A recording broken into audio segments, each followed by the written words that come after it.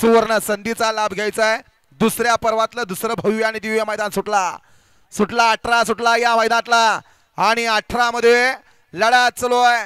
कोण होतं या ठिकाणी 18वा बैलगाडी मालक सिमीला पात्र, कोणाच्या नशिबी सिमीचा मान आहे, कोण होणार या ठिकाणी सिमीला पात्र। इकडे दोघात लढा चालू आहे, कोण बाजी मारतोय, सुंदर अशी लढत, पलीकडे बाजी मारली चिम्या ड्रायव्हरनं।